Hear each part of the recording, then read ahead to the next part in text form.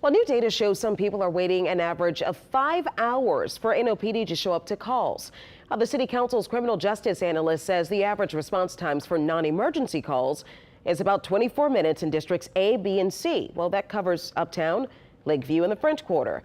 And in districts D and E, which covers Gentilly, New Orleans East, and the 9th Ward, callers can wait 40 to 50 minutes. And non-emergency calls in all of the districts average anywhere from 95 minutes to nearly 5 hours.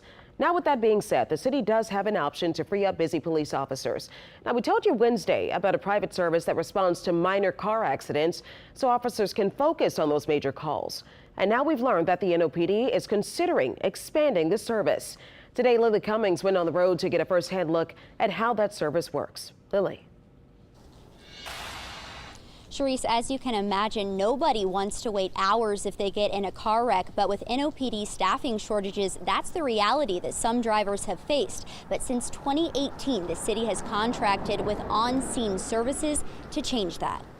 Just for us to handle the accident report for y'all. If you get in a wreck in Orleans Parish, you may see on-scene services respond. We only respond to car crashes, be it a single car, a hit and run, accidents that are just property damage, or accidents with injury.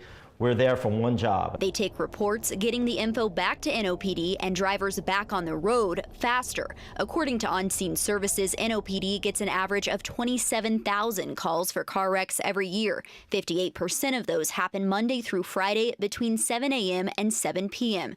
This is one of 2 units they have on the streets right now, but they're ready to expand to 7 units working 12-hour shifts Monday through Friday. That would provide an immediate impact of about 10,000 annual calls removed from the New Orleans Police Department's call burden. CEO Ethan Shermay says that equates to about 13 NOPD officers and 25,000 hours saved that could go to higher priority calls. He says On-Scene Services has been discussing a new deal with the city and NOPD to fund the expansion for a year now. Total cost to the city is still something that's going to be negotiated, but it should still be substantially cheaper than what it would cost NOPD to process this many calls that we process. So what's taking so long to sign this deal into existence? NOPD says it's all about what the city can budget for. We'll obviously take what we can get. We know we need the expansion. We know the council is in favor of this sort of expansion. We know the mayor's in favor of this sort of expansion. So we'll get what we can get, and we'll get those services rolling so we can have more officers on the street fighting crime.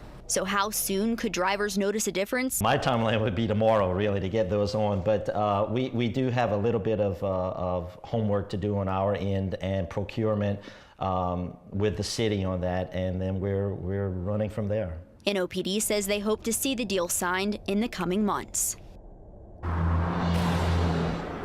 Now, On-Scene Services began as a startup that was completely self-funded, but now that they're looking to expand, they'll ask the city to fund it.